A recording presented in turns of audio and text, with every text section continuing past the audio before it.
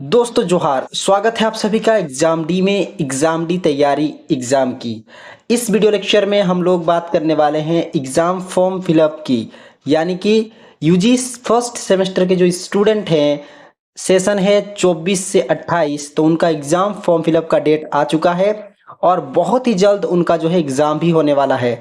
जैसा कि अंदाजा लगाया था हमने कि यूजी सेमेस्टर 1 और थर्ड सेमेस्टर जो कि जिनका रिजल्ट अभी निकला, जो फोर्थ सेमेस्टर में जा चुके हैं, उनका एग्जाम एक साथ होने की संभावना है। ठीक है, तो देखिए यूजी सेमेस्टर 1 का फॉर्म फिलअप का डेट आ चुका है और कुछ ही दिनों बाद फोर्थ सेमेस्टर का भी जो फॉर्म फिलअप का डेट है वो आने की संभावना है।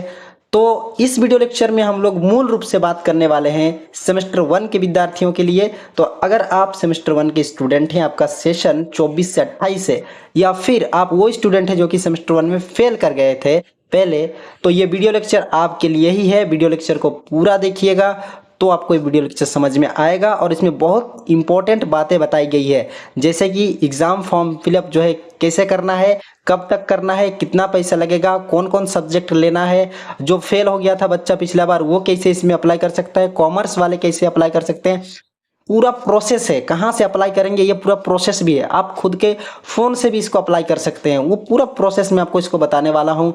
तो वीडियो को पूरा देखिएगा और अगर वीडियो इंपॉर्टेंट लगे तो लाइक कीजिएगा और अपने दोस्तों में शेयर कीजिएगा अगर आपको इंपॉर्टेंट लगे तो चलिए बिना किसी देरी के शुरू करते हैं और अधिसूचना को यानी कि नोटिफिकेशन को पढ़ते हैं।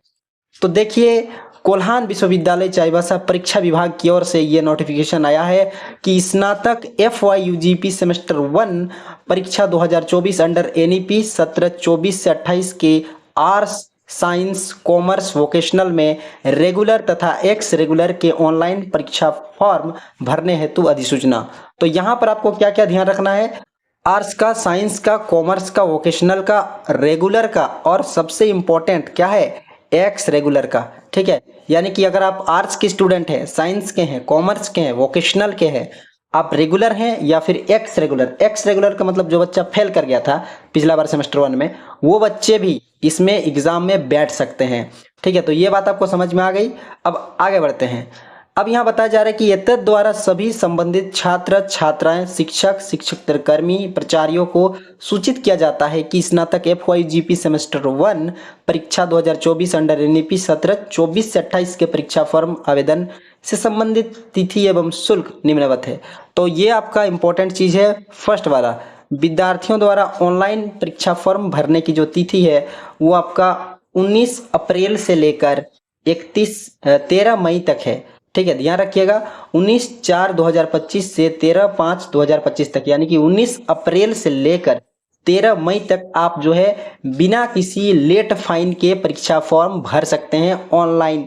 किसी नेट कैफे में भर सकते हैं या अपने फ़ोन से भी भर सकते हैं। अगर आपका लैपटॉप है उससे भर सकते हैं, अगर आपका PC है तो उससे भी भर सकते हैं। अब देखिए, यहाँ जो चीज़ है, अगर कोई बच्चा मान लीजिए कि छूट गया किसी कारणों से, या फिर उस टाइम पे किसी का बहुत ज़रूरी काम था तो वो छूट गया, तो अब वो क्या करेगा, तो डरने की कोई ज़रूरत नहीं है। विद्यार्थी द्वारा 200 रुपये विलम्ब शुल्क सहित ऑनलाइन परीक्षा फॉर्म भरने की तिथि 14 मई से 18 मई तक, यानी कि 4 दिन का आपको एक्स्ट्रा टाइम दिया जाएगा कि आप जो है 200 रुपया देकर 4-5 दिन के अंदर अपना फॉर्म ऑनलाइन भर सकते हैं। ये लेट फाइन के साथ भराएगा। यानी अगर देखा जाए तो इसका टोटल जो लंबा डेट है वो है आपका 19 से लेकर 18 मई तक, 19 अप्रैल से लेकर 18 मई तक, लगभग 1 महीना का जो टाइम है वो आपको दिया जा रहा है। तो बिना जो लास्ट डेट है उसका इंतज़ार किया भर दीजिएगा। ठीक है, अक्सर हम लोग में यही गलती होता है कि हम लोग लास्ट डेट के इंतज़ार में रहते हो, अभी टाइम बहुत लंबा है, इसके बाद इसको भरा जाएगा। तो लेट नहीं करना है। जैसे ही 19 तारीख पहुंच गया, अपना कागजात लेके जो है जितना भी आपके डॉक्यूमेंट्स हैं उसको ले जाकर वहां पर आप फॉर्म फिलअप कर दीजिएगा। आपका हेडेक खत्म, परीक्षा की तैयारी में लग जाइएगा और तैयारी कर चुके तो रिवीजन में लग जाइएगा। आगे बढ़ते हैं। अब देखिए, सबसे इंपॉर्टेंट है ये है आपका सब्जेक्ट लेना देना। तो आपको मैंने बता दिया कि कब से डेट स्टार्ट होने वाला है परीक्षा फॉर्म भरने का। सबसे इंपॉर्टेंट जो है वो आपका है सब्जेक्ट सिलेक्शन। इसमें जो नेट कैफे वाला है वो भी परेशान रहता है, वो भी अनाप शनाप भर देता है, और जो बच्चे रहते हैं उनको तो समझ में ही नहीं आता क्या भरना है क्या नहीं भरना है। ठीक है, क्योंकि वो फर्स्ट टाइम आ रहे हैं। तो मैं आपको बताने जा रहा हूँ कि किस तरीके से आप जो है फॉर्म में सब्जेक्ट को भरेंगे, ताकि आप जो आने वाले 4 साल, यानी कि 8 सेमेस्टर जो है आप इसमें पढ़ेंगे, आपको वो सब्जेक्ट जो है अच्छा तरीके से मदद उस सब्जेक्ट में मिल सके, आपको उसके नोट्स मिल सके, आपको उसके जो है बुक्स वगैरह मिल सके। ठीक है, तो देखिए यहाँ लिखा है साफ साफ कि विषय विवरण 17, 24 से 28 के जो रेगुलर स्टूडेंट हैं वो ये जो टेबल दिया गया इसके अनुसार जो है ऑनलाइन परीक्षा फॉर्म भरेंगे, और जो बच्चे एक्स रेगुलर है जो फेल कर चुके थे पहले, वो परीक्षा फॉर्म का डाटा पिछले सेमेस्टर के परीक्षा के अनुसार होगा उनका। तो देखिए सबसे इंपॉर्टेंट क्या है, सबसे इंपॉर्टेंट आपका मेजर सब्जेक्ट। मेजर सब्जेक्ट को MJ1 कोड से जानते हैं, और आपका जो इंटर का मार्कशीट है ना, उसी में से एक सब्जेक्ट आपको लेना है। क्या लेना है? मेजर सब्जेक्ट, जिसमें आपका सबसे ज़्यादा नंबर आया होगा इंटर में, उसी सब्जेक्ट को आप मेजर में लेंगे। ठीक है, यानी कि वही आपका होगा। और आप लोगों ने तो पहले जब एडमिशन लिए थे तभी तो उसको मेजर वगैरह भर दिए थे, जैसे किसी ने हिस्ट्री भर दिया होगा, किसी ने पॉलिटिकल साइंस भर दिया होगा, किसी ने फिजिक्स, किसी ने केमिस्ट्री, किसी ने अकाउंटिंग, और वोकेशनल वाले किसी ने कुछ और भर दिया। तो इस प्रकार के जो आपने जो भरा, आपका जिसमें ज़्यादा नंबर आया था वही आपका मेजर पेपर है। ठीक है, अब आते हैं माइनर फ्रॉम डिसिप्लिन, यानी कि MN1A। ये कोड याद रखिएगा ना, कोड से ही आगे जो है आपको पता चलेगा। तो MN1A यानी कि माइनर फ्रॉम डिसिप्लिन जो है, माइनर पेपर जो है, वो क्या लेना है आपको? वो आपको आपके मार्कशीट से लेना है। यानी कि आप मान लीजिए आपका मार्कशीट जो इंटर का जो मार्कशीट है उसमें मान लीजिए कि इतिहास है, फिर पॉलिटिकल साइंस है, फिर फिलॉसफी है। तो आप लोगों ने इतिहास को जो है मेजर पेपर में ले लिया। ठीक है, और माइनर में आप पॉलिटिकल ले लीजिए या फिलॉसफी ले लीजिए, हो गया। ठीक है, लेकिन ध्यान रहिए यहाँ साफ साफ लिखा है कि एक्सेप्ट कॉमर्स, कॉमर्स पर यह नियम लागू नहीं होता, और मेजर से सेम नहीं होना चाहिए, सब्जेक्ट कॉम्बिनेशन टेबल के अनुसार होना चाहिए। यानी कि आपका जो मेजर पेपर है ना, वो और माइनर पेपर एक जैसा नहीं होना चाहिए, और ये नियम कॉमर्स पे नहीं चलता है। ठीक है, यहाँ लिखा हुआ है, आगे लिखा है वोकेशनल कोर्स है तो कॉलेज को निर्देश, तो ये कॉलेज को निर्देश दिया गया, ये आपको नहीं पढ़ना है। अब यहाँ पर देखिए मल्टी डिसिप्लिनरी कोर्स के बारे में। ठीक है, ये इंपॉर्टेंट है। MDC जो नई नई चीज़ें आ रही है वो मैं आपको बता रहा हूँ। ठीक है, माइनर पेपर आपने इंटर में पढ़ा होगा, लेकिन MDC आपने नहीं पढ़ा होगा, क्योंकि ये साफ साफ बोला है कि 10+2 के मार्कशीट में होना ही नहीं चाहिए। यानी कि इंटर के मार्कशीट में ऐसा सब्जेक्ट होना नहीं चाहिए, वही वाला सब्जेक्ट आपको लेना है। ठीक है, और मेजर और माइनर से तो सेम बिल्कुल नहीं होना चाहिए। ठीक है, और कॉमर्स के जो विद्यार्थी होंगे वो कॉमर्स को MDC1 में नहीं लेंगे। इस पॉइंट को आप समझ लीजिए अच्छे से। ठीक है, यानी कि आपके मार्कशीट में वो सब्जेक्ट नहीं होना चाहिए, ना तो मेजर के जैसा होना चाहिए, ना तो माइनर के जैसा होना चाहिए। एक ऐसा सब्जेक्ट होना चाहिए जिसको आपने पढ़ाई नहीं है, एकदम बाहर का चीज़ है, उसको आपको लेना होगा। ठीक है, और कॉमर्स के स्टूडेंट कॉमर्स को MDC1 में नहीं लेंगे। अब आता है चौथा नंबर, स्किल इन्हेंसमेंट कोर्स, यानी कि SEC1। ठीक है, इसमें है डिजिटल एजुकेशन जो कि कंपलसरी है।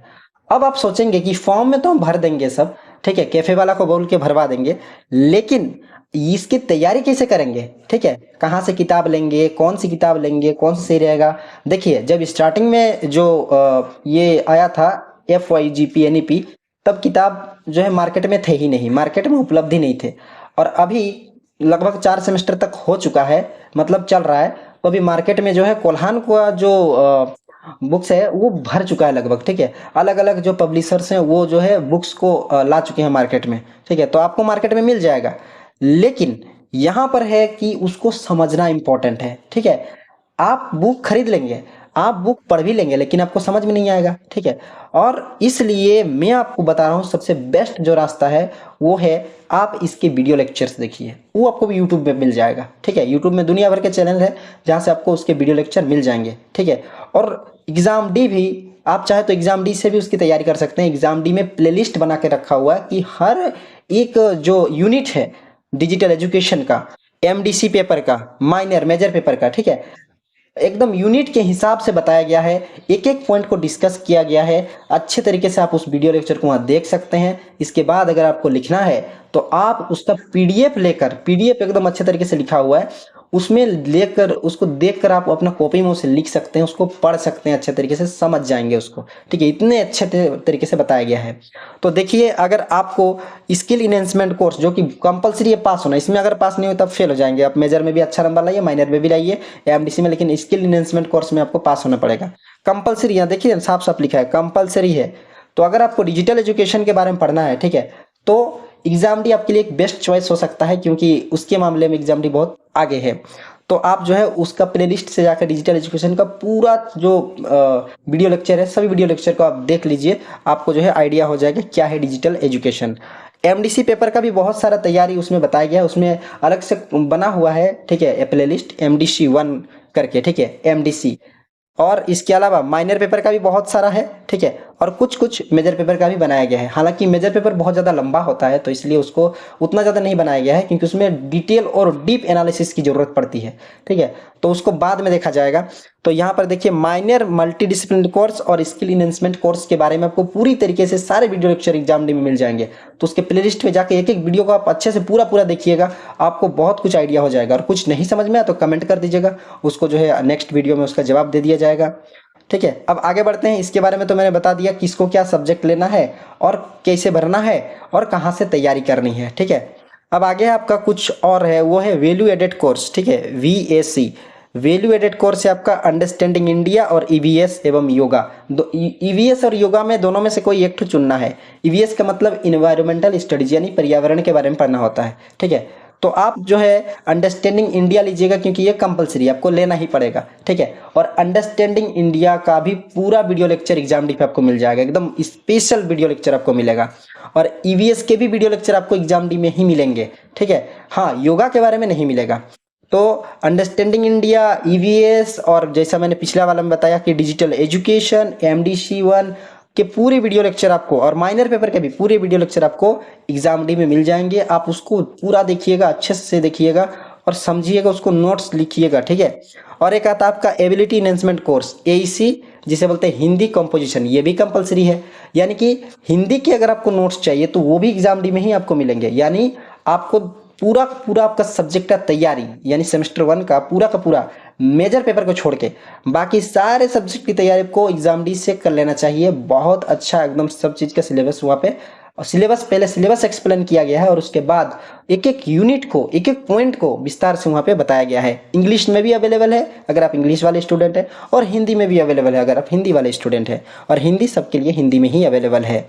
तो यहाँ पर आपने देखा कि आपके सब्जेक्ट हो गए मेजर, माइनर, MDC, ACC, 4 गो इधर, और वेक यानी VAC, और एक यानी AEC, 5 6 इधर, यानी टोटल आपके सब्जेक्ट कितने हो गए? 6। आपको 6 सब्जेक्ट की तैयारी करनी है, ठीक है। और आप ये समझिए कि यहाँ पर एक चीज आपको देख के समझ में आ जाएगा, यहाँ पे लिखा है एक्स रेगुलर, ठीक है, एक्स रेगुलर। इसका मतलब यह है कि आप सोच रहे हैं कि एक्स रेगुलर क्यों लिखा होगा, इस सेमेस्टर 1 में भी फेल हो सकते हैं। इसका मतलब यही है ना कि कुछ बच्चे सेमेस्टर 1 में फेल हुए थे, तब ना वो एक्स रेगुलर यहाँ पे लिखाया गया है, ठीक है।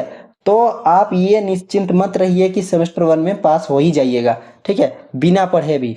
तो आपको पढ़ना पड़ेगा। सेमेस्टर का मतलब ये नहीं कि जाओ न मत जाओ, पास तो हो ही जाओगे, ठीक है, आप फेल भी हो सकते हैं। तो इसलिए एक्स रेगुलर जो लिखे हैं वो फेल वाले स्टूडेंट हैं, और अभी जो ताजा ताजा आए हैं वो रेगुलर स्टूडेंट है, ठीक है, फ्रेश स्टूडेंट है जो कि अभी आए हैं। तो आप लोगों को दूसरे के एक्सपीरियंस से समझना चाहिए, ठीक है। ये जरूरी नहीं कि जो लोग इसका एक्सपीरियंस कर चुके हैं वो आप भी उसी रास्ते पे जाके जो है उस चीज़ को एक्सपीरियंस करके आइए, उनके अनुभवों से सीखिए, ठीक है, तब आपको कम समय में आप बहुत ज़्यादा सीख सकते हैं। अब देखिए कुछ चीज़ें नोट में बताई गई है जो आपको समझना है, ठीक है। पहला चीज़, सब्जेक्ट कॉम्बिनेशन टेबल, ठीक है, हेतु अपने कॉलेज के परीक्षा विभाग से आप संपर्क कर सकते हैं, ठीक है। और कॉमर्स की अगर बात करें तो कॉमर्स में मेजर 1 और माइनर पेपर, यानी मेजर पेपर और माइनर पेपर, मेजर में अगर आप बिजनेस, ऑर्गेनाइजेशन और मैनेजमेंट लेते हैं तो आपको माइनर में लेना पड़ेगा बिजनेस इकोनॉमिक्स, ठीक है, ये कॉमर्स वालों के लिए है।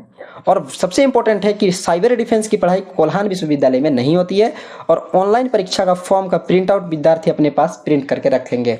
यानी कि आप जब पूरा फॉर्म भर लेंगे तो उसका एक प्रिंट आउट अपने पास कलर वाला और एक फोटोकॉपी ब्लैक एंड व्हाइट वाला अपने पास रख लेना है, आपको भविष्य में काम आएगा। अब देखिए सबसे इंपॉर्टेंट चीज कि कहाँ से अप्लाई करें, ठीक है।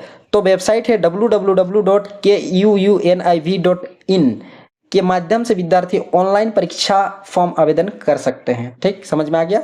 और ऑनलाइन पेमेंट के माध्यम से ऑनलाइन परीक्षा फीस जमा की। अब देखिए आपको पेमेंट कितना करना है, ठीक है, असली बात आते हैं पैसे पे, ठीक है, जहां आके सब कोई अटक जाता है कि सब चीज़ ठीक है लेकिन पैसे की जब बात आती है तो इंसान फिर सोचने लग जाता है। तो ये रहा आपका पूरा एकदम पैसे का टेबल, ठीक है, पैसे का टेबल जो कि आपको देना है अपने हिसाब से। अब क्या क्या देना है देखिए, सबसे पहले है आर्ट्स कॉमर्स वाले जो कि बिना प्रैक्टिकल वाले हैं, ठीक है। अगर आपने हिस्ट्री पॉलिटिकल साइंस वगैरह लिया है, ठीक है, जिसमें कोई प्रैक्टिकल ही नहीं है, तो आप जो है एग्जाम फी 100 रुपया, लोकल लेवी 260 रुपया, मार्क्स फी 50 रुपया, और यहाँ पर प्रैक्टिकल फी जो है आपको देना ही नहीं, तो आपका हो गया 410 रुपया। यानी कि साफ साफ समझ लीजिए आपको 410 रुपया जो है लगेगा, ठीक है। अब इसमें से आप जो है 100 रुपया जो है कैफे वाला का पकड़ लीजिए। कुछ कैफे वाले लोग 50 रुपये लेता है, कोई 70 रुपये लेता है, कोई 100 रुपये लेता है, उसके ऊपर डिपेंड है। तो आपका लगभग लगभग ये समझ लीजिए कि 500 रुपया तो लग ही जाएगा, ठीक है। 500 रुपया अप्लाई करने में ही लग जाएगा आपका। अब इसके बाद जो है आते हैं आर्ट्स वाले, जो कि कुछ आर्ट्स वाले हैं जो प्रैक्टिकल होता है जिसमें से, ठीक है, जैसे कि ज्योग्राफी वाला सब, ठीक है। इसमें प्रैक्टिकल जो है होता है, तो प्रैक्टिकल सब्जेक्ट में 110 exam fee, local levy 270, marks 50 रुपया और प्रैक्टिकल 50 रुपया मिलके 480, ठीक है। और अप्लाई करने का पैसा लेकर अगर लेंगे तो 550 रुपया के आसपास आपका पड़ेगा। साइंस वाले की बात करें तो इनमें जो है एग्जाम फी 130 है, लोकल लेवी 270 है, मार्क्स और प्रैक्टिकल 50-50 है, टोटल मिला के 500, अप्लाई मिला के 600। इसके बाद आता है आपका वोकेशनल कोर्स, ठीक है। वोकेशनल कोर्स में क्या क्या आता है? Business administration, computer application, IT, mass communication, environmental water management. आपका एग्जाम फी 600 रुपया, कोई लोकल लेवी नहीं, 50 मार्क्स और 100 प्रैक्टिकल। वाह, 100 प्रैक्टिकल 750 रुपया, और अप्लाई लेके 800 रुपया। तो सबसे जो तगड़ा पैसा लग रहा है वो लग रहा है वोकेशनल वालों का 800 के आसपास, उसके बाद साइंस वालों का 600 के आसपास, उसके बाद आर्ट्स प्रैक्टिकल वालों का 550 के आसपास, और सबसे कम में जो पार हो रहे हैं वो है हमारे नॉन प्रैक्टिकल आर्ट्स और कॉमर्स वाले, 500 में ही पार हो जाएंगे, ठीक है। तो ये आपका एग्जाम फी है सेमेस्टर 1 का, ठीक है। समझ में आ रहा है ना आपको कि 500, 600, 800 ये पैसे लग रहे हैं आपके। और अगर आप अच्छा से मेहनत नहीं करेंगे तो आपका पैसा, जो कि बहुत मुश्किल से मिलता है पैसा, मेहनत का फल है, आप उसे डुबा देंगे, ऐसे ही पानी में बहा देंगे, ठीक है। और आने जाने गाड़ी का तेल का खर्चा, खाने का खर्चा, ठीक है, ये सब बीच चला जाएगा उसी में, और फिर से एग्जाम में बैठना पड़ेगा। तो प्लीज़ आपसे रिक्वेस्ट है कि एग्ज़ाम की तैयारी कीजिए, ठीक है। एक बार अच्छा से तैयारी कर लीजिएगा, बस हो गया, सारा पैसा वसूल हो गया, ठीक है। तो बहुत बहुत धन्यवाद आपका, थैंक्स फॉर वाचिंग। पूरा वीडियो देखने के लिए उम्मीद करता हूँ कि आपको ये वीडियो अच्छा लगा होगा, समझ में आया होगा। और फिर भी अगर कोई आपका डाउट है तो आप कमेंट बॉक्स में कमेंट कर सकते हैं, नेक्स्ट वीडियो में उसका जवाब दिया जाएगा। मिलते हैं नेक्स्ट वीडियो में, तब तक के लिए पढ़ते रहिए एग्जाम डी के साथ।